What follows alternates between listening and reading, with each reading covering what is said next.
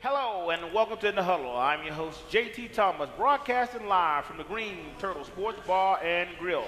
Ladies and gentlemen, this evening we're going to talk about WV football, and obviously, as you all know, it's kind of a trend going on here. We have high schoolers in the house, and we got Braden Pickett in the house tonight. She's a soccer player from University High School, and we got my good friend Jordan Thompson, former WVU wide receiver. Guys, let's get it on here. To be honest with you, we're going to start off here with soccer. the other football. Braden's a up-and-coming star for the University High School football. It is a football team, isn't it? It's a soccer, football, same thing. Yeah, basically. Let's talk about soccer a little bit. You guys played last week. Can you tell me a little bit about the team, what your record is, and what do you guys see yourself doing this season? Well, we're 7-0-2. Last year we were state champs, so we obviously want to repeat that.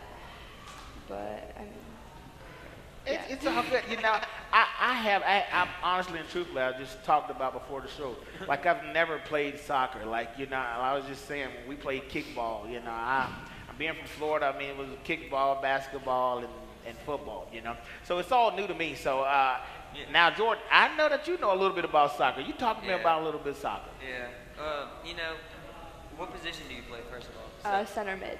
Play center mid. Like, you haven't tried, did you ever think about, you know, when you were little, like being like a forward?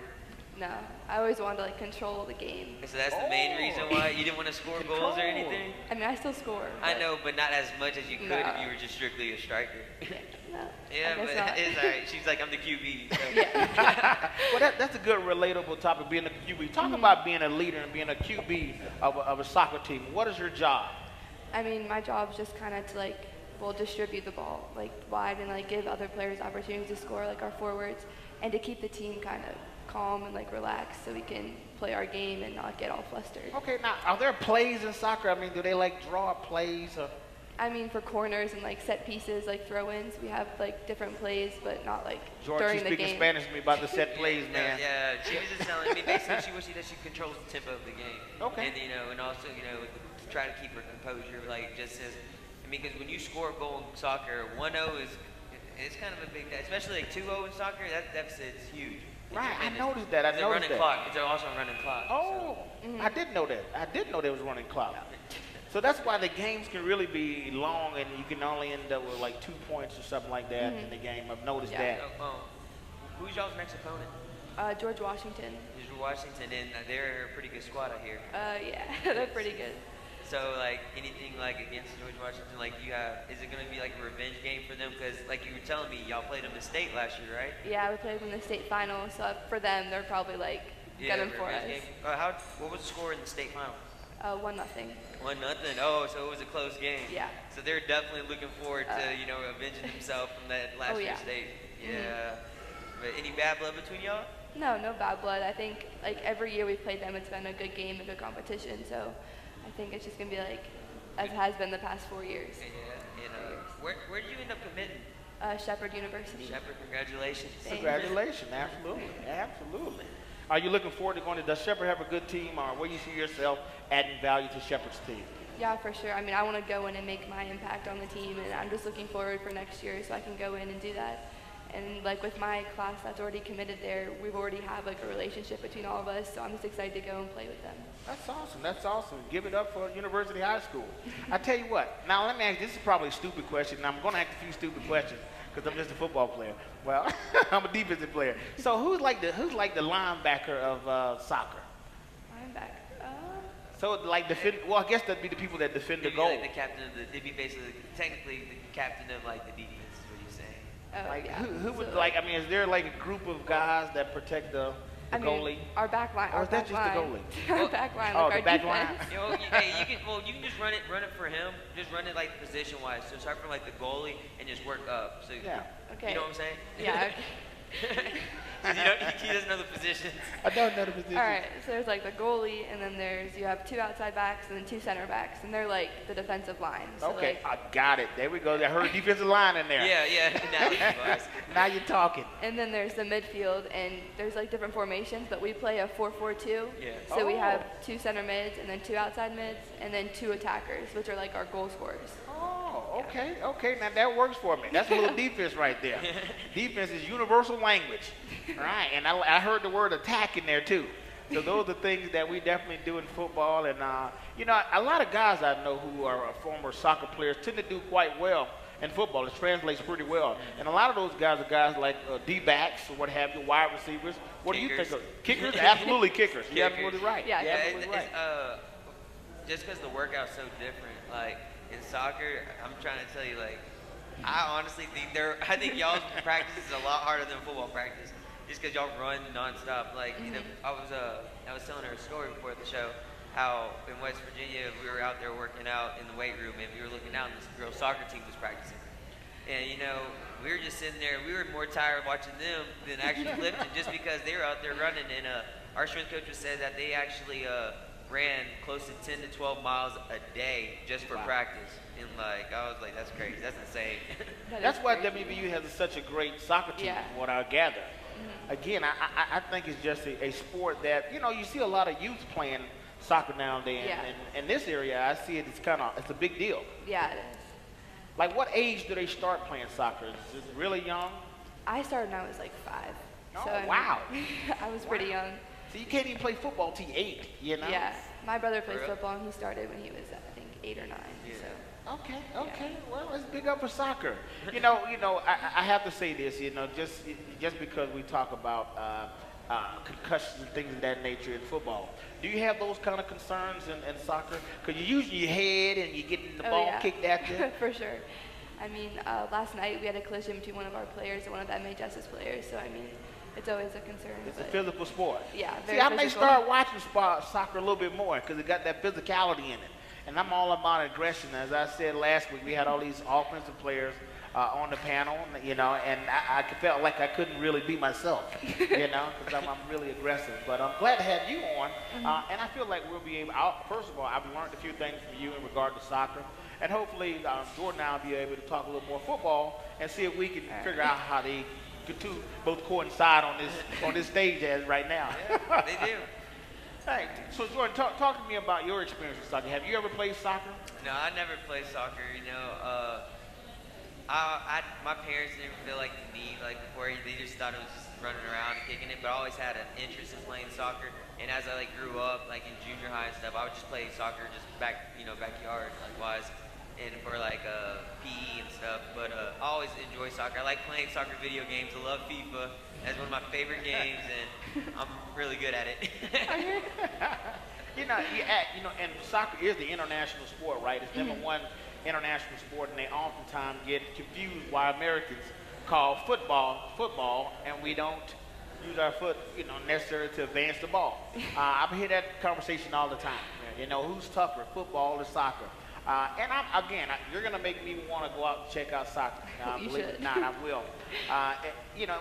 I remember a couple years ago when our athletic director, Oliver Luck, was preparing to come to West Virginia, and he was preparing to put a soccer team in Texas. And I just did not figure that soccer was going to be a big professional thing in America. Then I believe it's starting to kind of take root. Have you heard anything in regard to professional league, or what's your thought on professional soccer leagues in America? I mean, I think they're important because I go out and I go watch them, and so to help younger girls that can go out and watch and see that they can go play the guys play across the seas and everything. So I think it's important. I remember the only thing that sticks in my head when I think of soccer and the women is Mia Hamm. Is that her name? Yeah, that's a long time ago. Oh, wow. That's a really long time ago. Yeah, that's a long time She's ago. retired. That was when we were young, probably 4 or 5. She's a legend, don't get me wrong, but there's new stars now. Oh, okay. Well, y'all drop some of the new stars, though. Yeah, so who's your favorite player? Current player, Alex Morgan, but Abby Wambach was my favorite player before she retired. Yeah, okay, so with Alex Morgan, there was controversy with her. was right. There was controversy with her when she got in trouble. Oh, yeah. You know what I'm talking about, Yeah. right? So even with her getting in trouble and stuff, is she still your favorite player? I mean, she's still a powerhouse. Yeah. So you know what? You're loyal. I like Yeah. that. She's loyal. She's loyal. But do you have any like aspirations of like trying to try out for the Olympic team? Not really. Why? I mean, I don't know. I'm just saying, like, was that ever one of your dreams? Like, Yeah, for sure. I mean, you can achieve it regardless. I mean, when I was younger, that was always kind of like, oh, That that was would like be so cool. The Like, ultimate goal, like, cause I Yeah. love watching the World Cups. Like, Yeah, me that's too. when you need to start watching The on World TV. Cup. Yeah, When the World for Cup sure. comes, man, it's intense, man. It is. wow. I still remember when Germany played. Well, this is for men. So when Germany played Argentina for the World Cup, and I remember when Germany scored that goal with Super Mario. Oh, yeah. I remember I was that. upset because I was rooting for Messi. I wanted him to finally get that, that stamp on his legendary resume. But yeah, it's really fun, man. Wow, I got to check it out. I really got to check it out. Hey, but listen, guys, I want to remind you, we're here every Wednesday at 6 p.m. at the Green Turtle Sports Bar and Grill. Come on down and check us out. Guys, we're going to get into the trivia questions, and all you had to do is really listen to what we were saying, and I'm going to ask you a question that you should get. So, and I may have to give you a multiple choice question. The question is, what's university current soccer record? You have to raise your hand, and we'll bring a mic over to you, and you'll get a chance to win this cup and lanyard.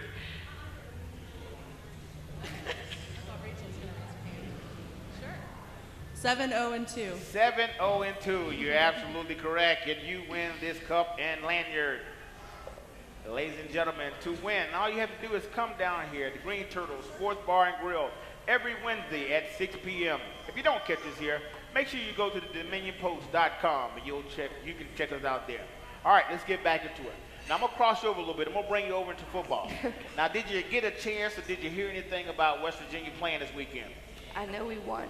We did win, and that's always a good thing. That's the first step. We did win. And did we win, Jordan? Yeah, we won big, but to give her, a pass, she was playing a soccer game. Absolutely. So don't act like she didn't want to watch it on TV or wanted to go to the game. She was playing a soccer game. I was going to let her explain that. I get it. West Virginia played ECU, East Carolina University. Last week we came in, Jordan, and we were worried about the letdown in terms of West Virginia kind of playing down to the competition.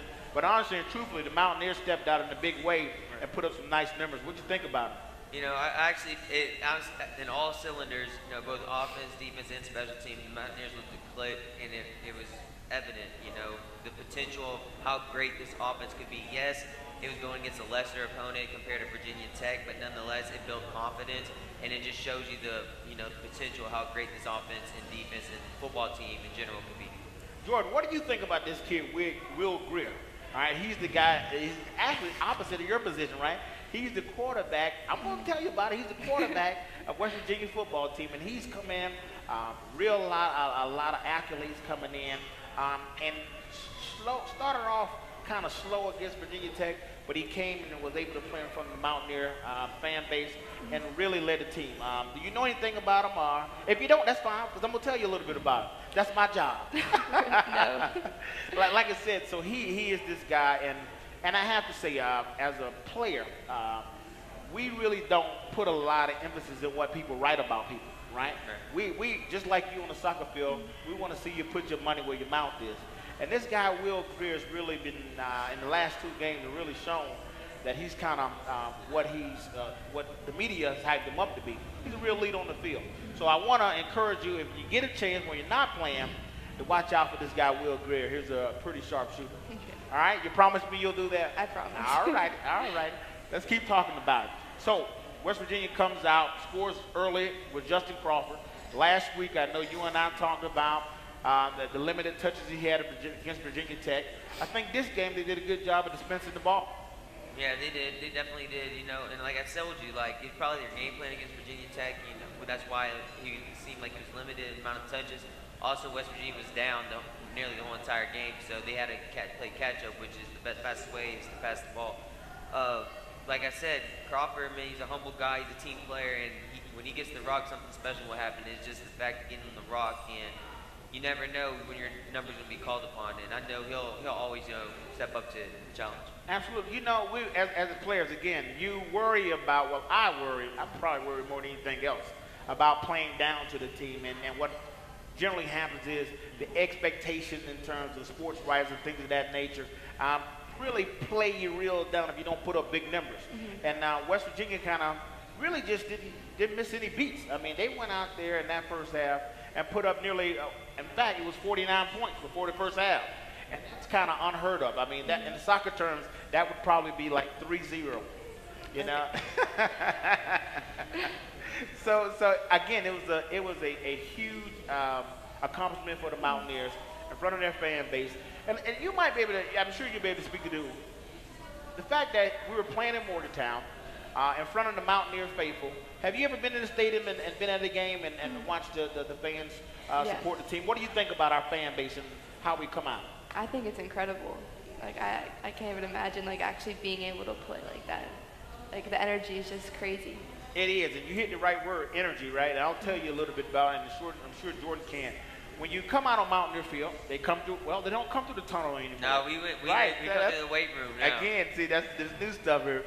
So they come through the weight room. Well, I did come through the tunnel my first year. Okay, he know about the tunnel. Yeah. When you come through that tunnel, Jordan, Braden, it is a feeling of electricity when you walk through there, and you notice all those people in the stands, and you know that they're rooting for you, and you are willing and ready to do anything that it takes to win a football game. Would you agree? Yeah, I definitely agree. You know, when you come from when you're walking down the tunnel, it's all closed and stuff, and you just, you're over here, you got your mind right and stuff, before, as soon as you come out the tunnel, it's just like the prettiest thing you've ever seen. Just fans cheering, wearing gold and blue, and just this positive energy and adrenaline rush just goes straight through it before even the kickoff. So we definitely have the best fan base in the nation. Absolutely, it is. And again, not very many people get up. And I tell you what, the fact that tunnel makes it feel like the energy is compressed and just kind of almost like you're getting ready to be shot out of a cannon. Yeah, I was gonna say that. Yeah, it is a cool experience, and I have to say it is very rewarding for players to be able to play in front of fans. And hopefully, if you've been to games where we won, and you got a chance to see the Mountaineers come around and see country roads. Yeah. Let's keep getting after it. So let's keep talking about football in terms of the production of the Mountaineers. Running back wise, we saw a few running backs in terms of, you saw Kennedy do well, score a touchdown. I think there was a total of 8 touchdowns in the game. That's a big number for West Virginia. I don't know where we stand in terms of records, but that's a big number for the Mountaineers to score in their second game of the season. What do you think about that?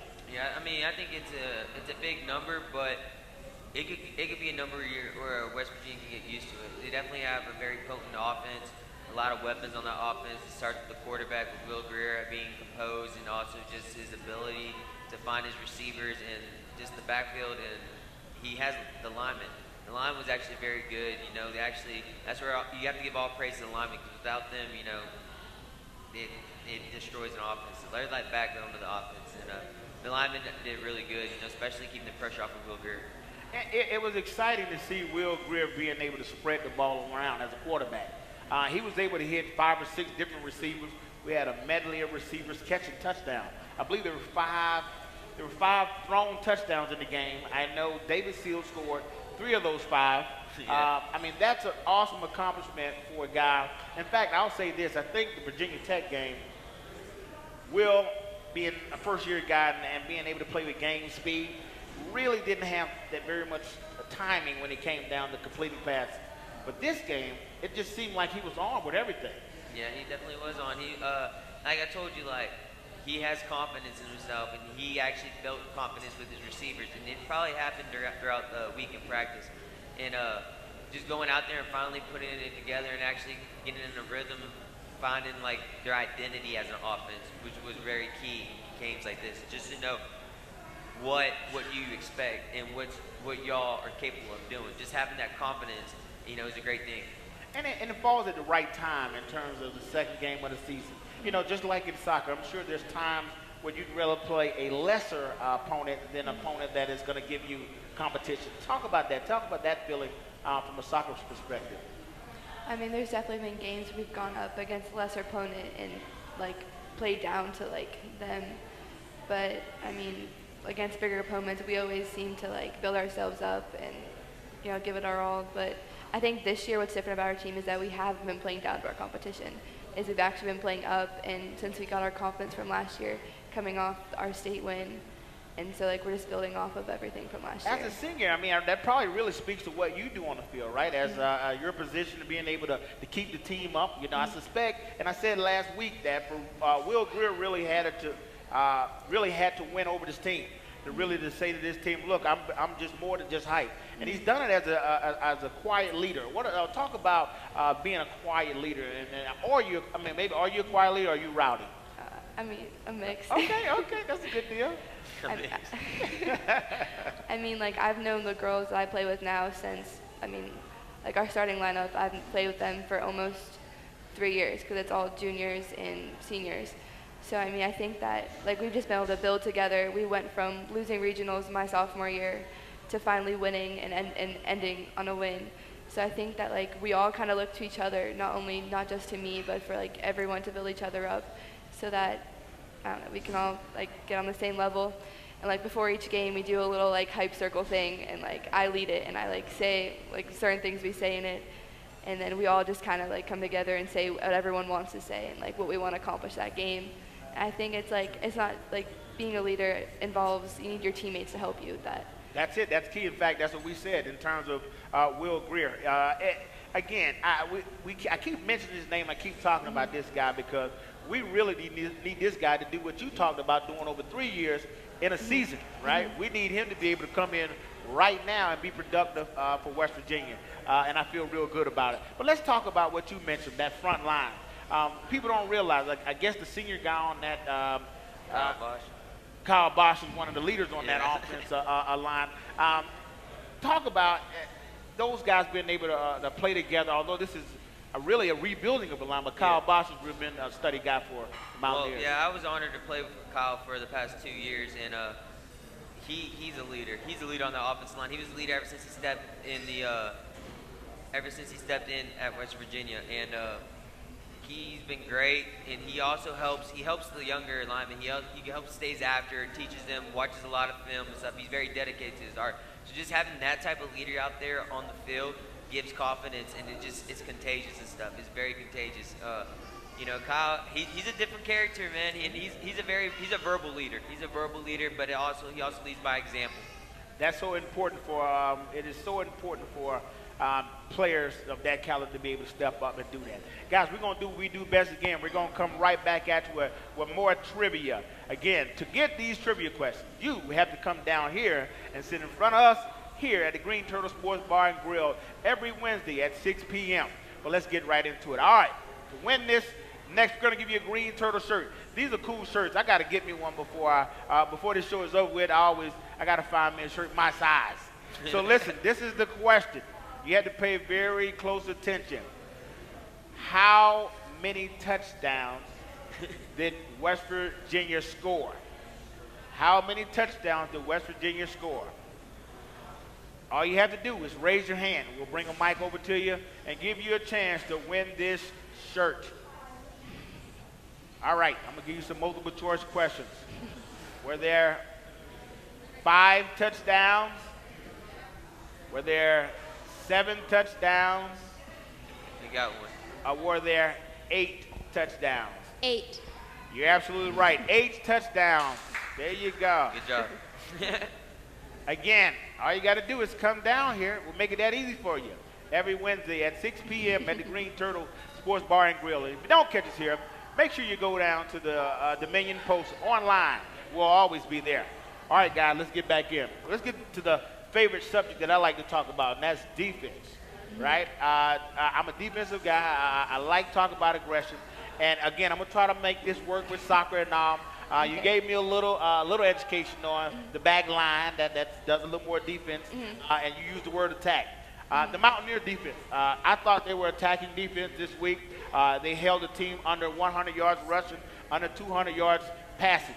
Those are great stats for a defense. Talk about how hard that is, Jordan. It's very hard, especially when you're constantly on the field because your offense keeps scoring. But one of the big things this game that didn't appear last game was turnovers, and we finally got some turnover. Kaiser White did phenomenal having 2 interceptions, but on his interceptions, there were definitely great catches and stuff. But you got to give credit to the defensive lineman for applying pressure to the quarterback. They did a phenomenal job putting pressure on the quarterback, filling up the holes so running backs have no place to go and stuff. And, even in the second string, the backups, and the third string, when it got later in the game, they did a phenomenal job. So I feel like even though we're young, we're very deep in at the defensive position. And this, again, I keep going back to this being a great game for the guys to really kind of get a good look, you know what I mean? In terms of playing Virginia Tech, that was all new to them. I'm sure they had to make some adjustments. But you had guys like Al-Rasheed Bennett, who led the team in tackles, be able to produce for his team. As you mentioned, Kaiser White was able to make a few interceptions and really change the pace of the game. We talked about flipping the field and being able to cause turnovers. As I often try to get across the players, that's a stat that West Virginia depends on. Our defensive coaches depend on our guys to make the offensive players turn over the ball. And this week, we accomplished that task. That's one of the checks off that board that we can actually check off, and that's always a positive thing. So I'm going to try to get this to correlate with football, with soccer, all right? That is football. I can say football because it is football. So, if oftentimes, just like you do on soccer, you got the opposing team trying to score on your defense. Talk about what type of mode you get into when the opposing team is trying to score a goal on you all. Attack. Attack. Oh, I like that word, attack. I mean, just got to midfield has to recover and get back, and then the defensive line has to step up. Use defensive. Now listen, line. is there a word like interception in soccer? Like when you take the ball from an opponent? I mean, you can say that, I guess, if you intercept a pass and take it away from them, I guess. But I mean, it's kind of like winning the ball. Takeaways. That's another word. That's another football word. I got that. Takeaways. So West Virginia had a couple of takeaways, and I got it. Again, you guys probably think JT don't know what he's. I don't. I mean, I'm being honest. Don't play soccer. Never did. But certainly, I'm becoming a fan. I'm certainly becoming a fan of University with a 7-0 and 2 record. I'm sure I'll find a way to get out there and watch a game or two. Don't let me down if I come out there, because I'll come back and talk about it on the show. All right. Well, hey, I had a question. Y'all watch film of y'all opponent? Do y'all watch film of y'all opponent or get a scouting report? I mean, we watch how we play. We don't watch how y'all play. All right, so you say y'all run a 4-4-2, which is a formation, right? And do y'all ever switch it up to different formation? You know what I'm talking about? Yeah. Y'all do switch it up? We'll play a 4-3-3 sometimes. So instead, there's 3 in the middle and then 3 up top. Right. So that's how you want to play if you want to get more on the offensive side. So you get kind of more offense generating. Okay, you know what? I'll tell you what. I'm going to start trying to get some football players to watch this show. We might learn a thing or two, because I guarantee you, a lot of us big heavies don't play very much soccer. Oh, yeah, no. But again, I'm picking up the slang. Now, I heard 4-4-2. West Virginia runs a 3-3-5. 3-3-5, yes. 3-3-5 defense, right? And it kind of sounds like that's kind of what you guys do.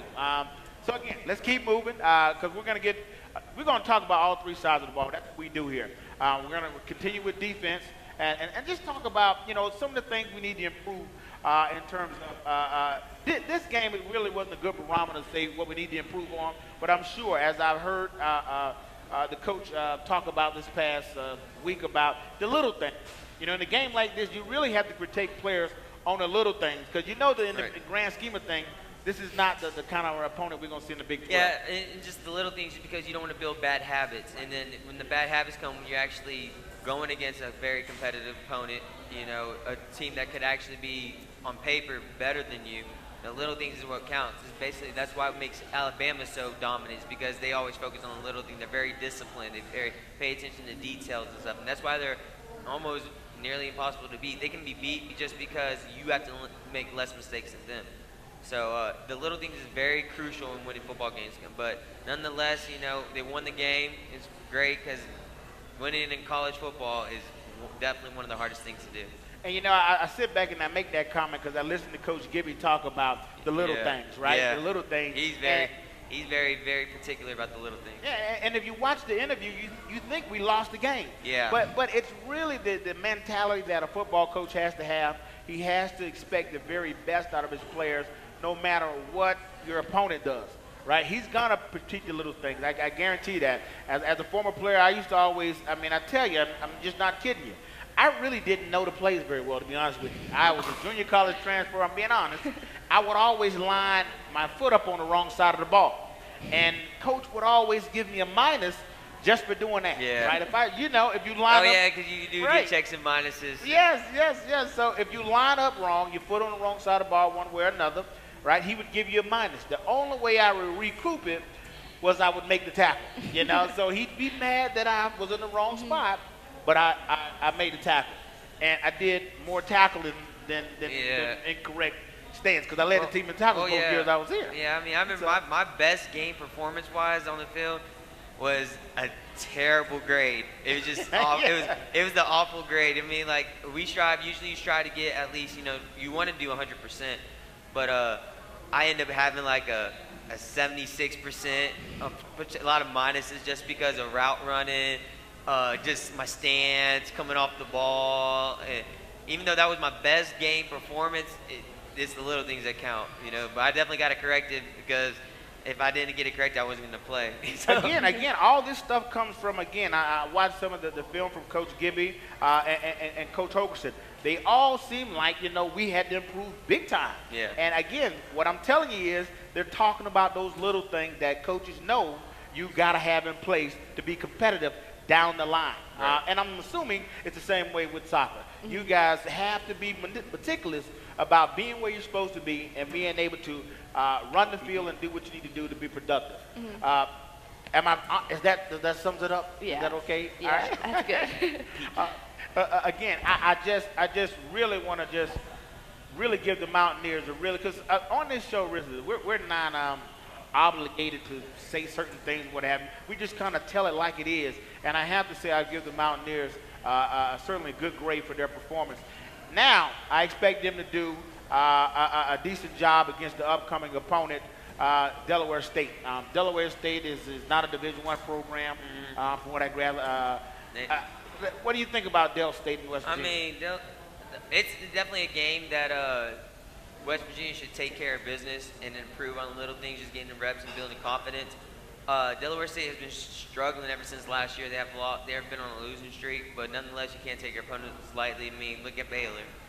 I mean, both weeks, Right. Baylor struggling both weeks. You just can't take for granted a team. And one of the biggest things is getting up for a game and getting ready for a game like this, at this nature caliber. When you're not going against the greatest athletes in the team as far as Delaware State, but it's going to be a great, regardless. It's just one game played on Mountaineer Field, and I feel like West Virginia will take care of business, and I feel like they're going to be a more polished team than you saw this past week. So, Raiden, you got the Mountaineers playing another lesser opponent. What do you think a team has to do? Think about soccer. You guys are going into a back-to-back weeks of playing lesser opponents. What do you got to do to keep the team mind focused on the object that's in front of them?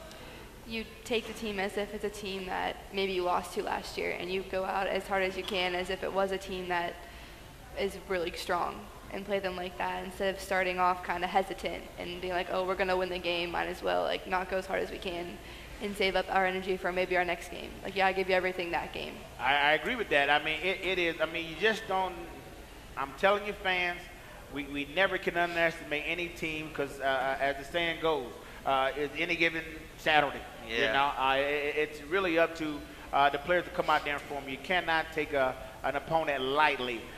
Let me talk about the kicking game a little bit before we do our next trivia. Kicking game went well. Molina did his job.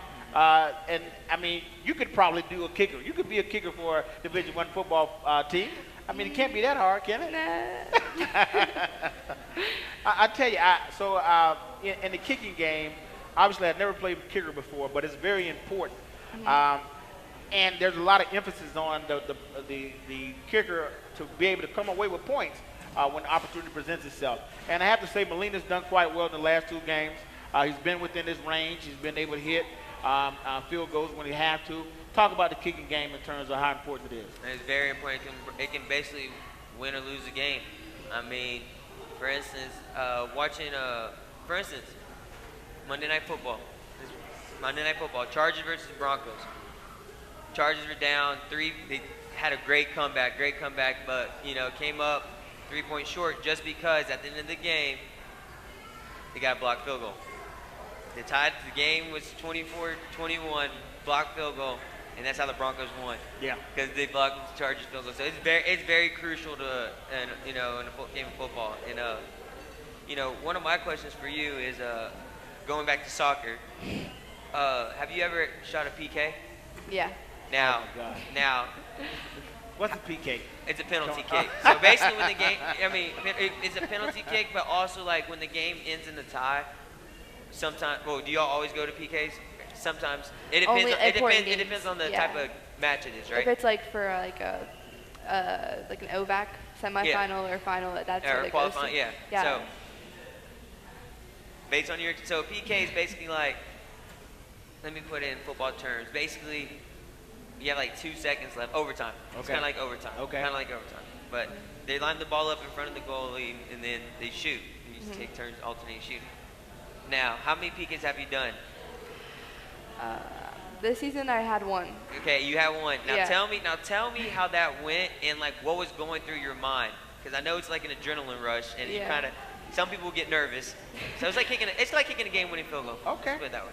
Well, I had like a bad streak with PKs for a long that time. was my next question. Like, what's your record? Yeah, no, it wasn't good until it was I think last year, and like I stepped up. We had one, and I stepped up, and I was like, you know what, I'm gonna overcome my fear because I was like deadly afraid of them. Yeah. So I finally took one, and then I made it, and it was like now I just like it's not. I don't get nervous about it. I just kind of go up and like do my job, and then Right, because you know Yeah. what's expected of you, and your teammates are counting on you because. yeah, if you I miss mean, it. Yeah, because if you miss a PK, because the goalie has that much. It's like 25, like. Yeah, it's a big. You have to It's big a- net. Yeah. yeah. And it's basically a guessing game for them because you got to think about how fast the ball's coming, and also they can like hesitate, which Yeah. throws the timing off and everything. So it's very hard for a goalie. So it's Yeah. more on the offensive stuff. So like when an offensive member misses a kick, it's a big win for the defense. Right. They have the Yeah. advantage technically. It is. I can say that I've seen that before, and I see that they make a big deal out of it when they score, and it's for the win. You Yeah. know. But I never really understood why they do it. Well, you know. just think one of the greatest players, if not the greatest players besides Pele, Messi, he ended up missing last year he ended up missing a PK, like first time. Like you never see Messi. Usually when Messi goes like, oh, it's automatic. Missed it, and Argentina ended up losing. Wow. I was shocked too. I was on TV. I was at home. I watched it all live. I was like, oh my gosh. See, these guys here, when they start talking before the show, I'm like, you guys just go ahead, you know?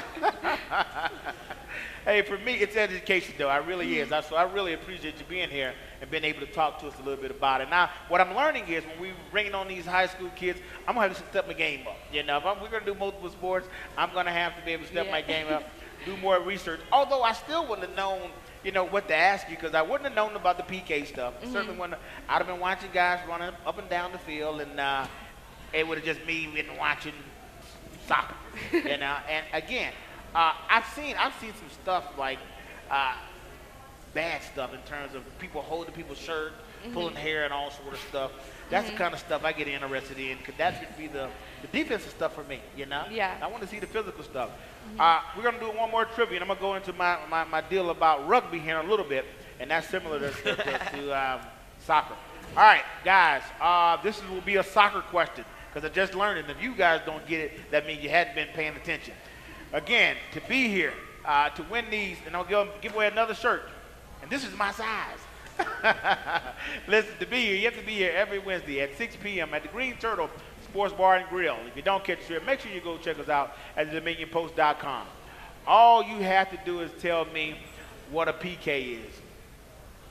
Oh, there we go. See, I told you it's just that easy.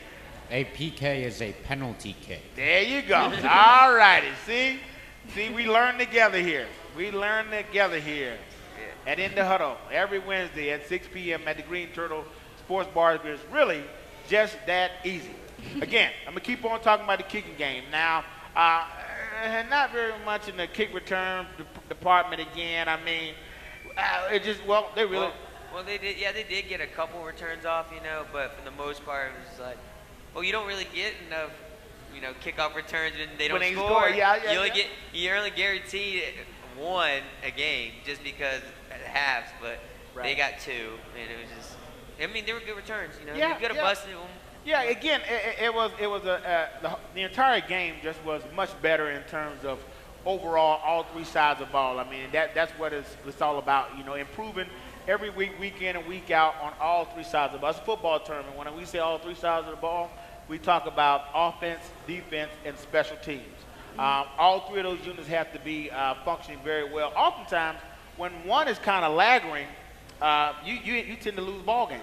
It is very hard to win with one, 2 out of the 3 being good, and the third one not affecting the game at all. What do you think about that? Yeah, that's definitely right. I mean, you're only as strong as your weakest link, So it's definitely. I've been in games where defense has dominated and offense was struggling.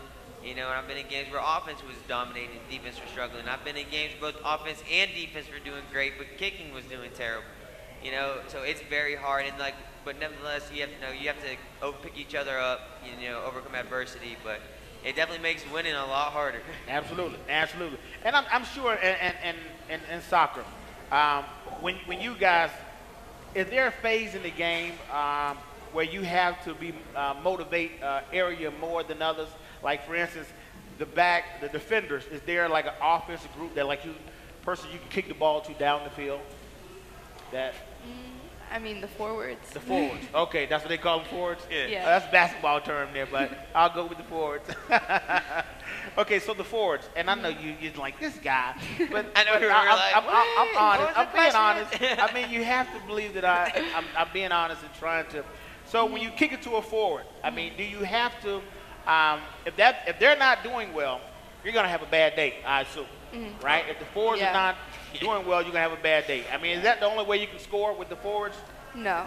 Okay. I mean, we have outside mids and our center mids too, but the forwards are the ones that'll go in and take on the defenders, and that's how you usually get most of your goals. Yeah, okay. That's what I was kind of. I didn't know how to say it, but that's where I was kind of. It's kind of like, all right, let me put it in football terms. So if you're a receiver, how if you have one receiver, that's your primary receiver, that's your go-to guy, right? But if your go-to guy is struggling, you also have other receivers that can score, right? So that's kind of like the analogy you can use for that. Yeah.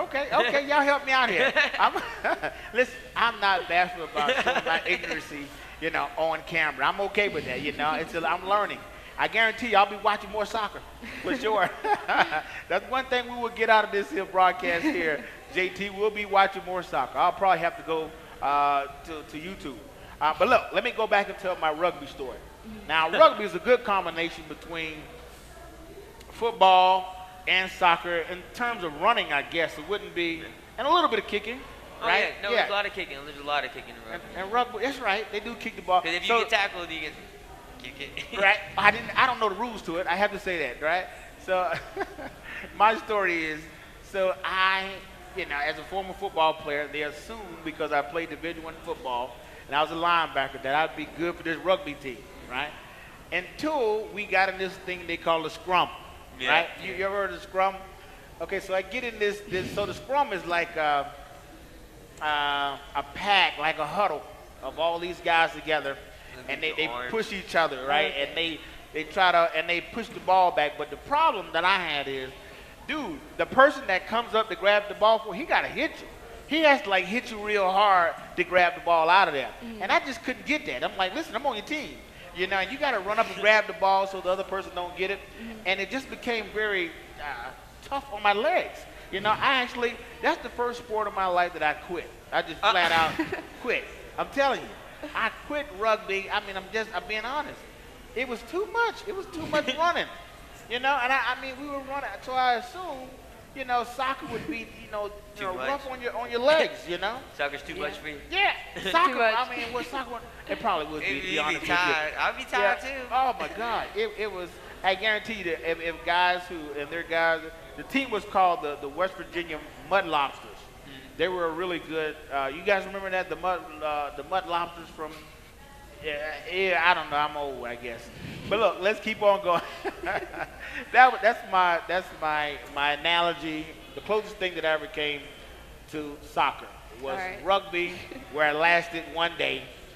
One day. It was only one you day. Made it, I know he made it seem like he was like on the team for a while. It was a couple you know, games, couple practices. games. You know, he got tired of them punching him in his legs and everything. Like Well, over one time, he got game, tired. One day.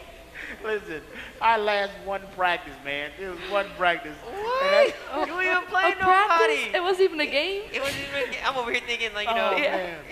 a year of a season, even through a season, it was, straight it was quit. one practice. I one practice. I said, That's man, terrible, man. I can't do it. My legs couldn't take it. That's My funny. legs couldn't take it. It was all bad. It was all bad. I couldn't. I'm just being honest here. But again, let's get back into football. I want to close it out. We're going to talk about Delaware State real quick and just say what it's going to take for the Mountaineers to be productive against Delaware State. And from my standpoint, we just need to do more of the same. Right? I think we go out there with a game plan to go up there and get up quick on them and really allow our team to play Mountaineer football. What do you think? Yeah, I definitely believe that if they go out there with the same mentality, don't take this team lightly as they did against ECU and Virginia Tech, they're going to come out victorious. Just clean up the little things is going to be what's going to be the key for this game, is just being more polished up, looking more in sync as well as they did last game. So it's going to be a good, fun game. Great atmosphere. Fans are going to it's definitely going to be a great atmosphere just because they're playing on the home field. So I'm excited to see the grouping of our receivers, Seals, White, the new kid, Sims. Marcus Sims scored a touchdown. It's just what's our main guy, number 12? I forget. Gary Jennings. Gary Jennings. And this guy really has come out of nowhere for me, though. I mean, I saw him do a few things last season, but this season, man, he's lighting it up out there. I mean, in fact, I think he had maybe close to 100 yards receiving. Yeah, it's because he's finally given the opportunity. He's always been a great receiver. That's why they recruited him. I remember in the Cactus Bowl when we played him my senior year, it was his freshman year. He scored a huge touchdown. Probably it was like 65-yard touchdown bomb against Arizona State. It was great. He has the potential. He has all the tools he needs to be as successful as he is, and he's just finally getting the opportunity to show it. And again, that's what it's all about. These guys have been very patient about getting opportunity. And again, this guy's on fire. I expect to hear bigger and better things from Gary Jennings. And again, the whole Mountaineer squad at this point, if they continue to do what they've been doing, I mean, the Virginia Tech game was a winnable game, Yeah. So again, I feel like we're on the right track. Delaware State is going to come in here and get a little old West Virginia hospitality. I mean, what do you think about the game coming up, West Virginia versus Del State? I'm excited for it. There you go. That's key. And listen, that's what you got to do is convey to the fans. Be excited for when the Mountaineers come up here and prepare to do what we do. So, guys, we're at this stage in the program where we're going to ask you, the audience, to give us some good questions. And if your question's good enough, I got some more stuff to give away. Look at this cool reserve parking deal here. So all you have to do is ask me a good question, and we'll start giving you some of this stuff. What do we got? Any questions about? We're even taking soccer questions. Oh, there we go. There we go. We have to start soccer.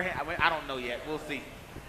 Would Braden please tell us about her coaching staff at UHS Girls Soccer and maybe the difference between your freshman year onward? Good question. All right. Well, my coach is Graham Peace and Kat Devlin, and my freshman year it was Ashley. She quit my sophomore year, and Graham took over.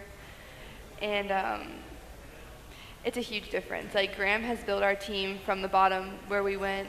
I mean, my freshman year, we were not very good. I'll say it to you plain and simple, but from then on, the next year we made to regionals. We lost, but we were better than we ever been. And then to last year, we won a state championship. I say it again, but it's just, I think to me it's like crazy how we could change in 2 years to being the team that we are now and having the confidence and the momentum that we've been able to build for ourselves the past couple of years. That's an interesting question, even in terms of just coaching staff as it relates to WVU. Over the last couple of years, there's been a couple coaching changes, Yeah. and it really has defined the program. And I assume with soccer is defining your program, that you guys are better. Yeah. And WVU kind of goes through the same things in terms of coaching staff. We're happy to say we have Hogerson that's been here for the last couple of years, who have finally has gotten his guys out there and being able to be productive with them. In fact, last season I thought you guys were very productive in terms of the 10-5 season. That's right, 10-5. Yeah. What was it, 10-3? Okay. I didn't play. I played the 2 years before. Oh my God, man! Yeah. I'm blaming on my old age here. Yeah, but we were 10-3. Yeah, I mean, like you said, coaching change is definitely something that can actually, it could be good for the program, just so you can build it, but it can also be hard for the players as well. Certain people, especially in college, a lot of people go to colleges for a certain coach that recruited them, and they build a bond with them. And when that coach ends up leaving, it's like, wow, like now what? This guy doesn't know me as well as the other coach know me, so you feel like it kind of backfires, and you kind of regret your decision to come here. I was recruited by Shannon Dawson, who was my freshman year. He was the OC and everything, and I had 1 year with him, and after that year, he left. He left and went to Kentucky, and like Jake, for instance, Jake was here too. They left, and just seeing the defense go through a lot of coaching changes, it kind of like as a team, it kind of helped us grow and build strong, just because we knew that no matter what, the brotherhood they're going during the same thing as I'm going through. That coach recruited him too. The same way he recruited me, but nevertheless, we got to come together, because whoever the coach may be, they're not on the field. We're on the field. We're the ones that can get fingers pointed out and everything. So it just helped us grow stronger, and then just the coaching was just an extra edge, on it. Like I'm saying, like I'm very fortunate, and very blessed. Coach Gibson finally he came back home to West Virginia, because I hands down tell you that's one of the best coaches, offense or defense, in the nation. That's hands down Gibson. That's all right. My favorite coach. Even though I was on the other side of the field with him, that was definitely one of my favorite coaches, and I didn't even play for him. That's all right. That's all right. I tell you, and I want excellent question though. You allowed us to add on to it, so we'll give you the reserved parking space deal. But I'm gonna add just the last thing I'll add to that. My son, JT Thomas III, he plays for the New York Giants. You talk about coaching changes. That kid had coaches. Every 2 years he had a new coach. In high school, he had 4 high school coaches. Came to West Virginia, he had 2 coaches. Then he got drafted by the Bears, stayed there for 2 years with a coach. Went to Jacksonville by a coach who brought him there. Stayed there for 2 years, coach. And his 3rd year with the Giants now, he's on the 2nd coach. Yeah. So he knows a little bit about, to be honest with y'all, and I'm sure both of you guys can attest to this, it's also an opportunity to prove yourself to someone else. Yeah. And that can be a positive in some sense. Yeah, just like starting brand new over. Yep. It can be positive where you don't have any bias towards you, and you just start brand new. You finally get the opportunity to show. Great question. Any more questions? All you have to do is raise your hand and we'll get to the mic. Here we go. On the subject of coaches, you want to touch on Jake Spavital a little bit? What he's done so far for the team and that sort of thing, the new OC? Good question. So from my standpoint, he's really been a help where Dana now has the ability to kind of do the head coaching deal. Now, obviously, they probably chalk it up before the game all week long. In the same sense, that's a lot of pressure that he has inherited now as the OC. What do you think about the duties being transferred from the head coach to the new OC? I feel like that's probably one of the best things that happened in West Virginia, for the football program, just because it takes a lot out of Dana's hand, because he doesn't have to worry just about the offense. He has to worry about the offense and defense and special teams. He now allows him to focus on all the areas, instead of concentrating on one. Because when I was there, he was the offense, he was the OC, and it kind of took away from like the defensive players, their relationship with him, just because he was more an offensive coach. And with Jake there, it's like he's born to do this. Like he is born to be an offensive coordinator, and it's showing up just by you see how potent the offense is. I mean, it was very potent when he was first here with Geno, Stead, and Tavon with that air raid offense. When he was first here, it was very potent, and I feel like if anybody to do it to take it off of Dana responsibility, it was Jake. So it's very exciting to see. And you know, from what I hear and what I gather, the relationship between the two, you know, it seems like Coach Hogerson was sort of like his mentor, or groomer, or whatever you want to call it, and to be able to hand your reins over to a guy that you have that much confidence speaks to the level of what Coach Spavital has been able to accomplish in his coaching, in his short coaching career at the Division I level. Right. You know, it really speaks to what he's achieved this for. Great question. Great question. Now, the thing about it, we can't give you anything. All right, listen, we got one really nice gift here. That you got a question? Yes, sir. We'll be right over there. And this is a really cool gift. I know. It's a question for Braden. Last night, you played Morgantown High School to a 1-1 tie. Morgantown scored a goal in the first half. University scored a goal in the second half. Describe the difference in your play of your team between the first half and second half, and any adjustments you made at halftime. Well, the first half we came out kind of flat. You know, we weren't playing as well as like we obviously have been, and we weren't really didn't have the energy that we needed to have in order to complete a goal. And then when we got scored on, we still hadn't kicked it into gear yet. And then at halftime, we had a talk, and we went to our little huddle before the game, and we all kind of decided, you know what, we need to step it up. Like, we knew that we weren't playing where we needed to play, and we just got the energy and built ourselves up, and so we could score that goal, and we could tie it up and have I mean, it's not the result everyone wants, but, I mean, it's still a result that, okay, it's a win is a win, right? Yeah, so in the second half, you're saying y'all play with a more sense of urgency rather than the first half? Mm-hmm. Question, this is a question I probably should have asked early on. How long is the game? It's 80 minutes. 80 minutes. Wow. Okay. And then when you go to college, it's going to be what? 90. Wow. Okay. An hour and a half of running, man. Let's put it that way. Wow. So, again, I can piggyback off that question because in terms of football, right, there's big adjustments in football, right? I'm going to use the word adjustment. Even WB in this big win, Gibby talks about him going in during halftime and making adjustments and trying to tell the guys that he wants more for him. And he has to be able to manage that week in and week out.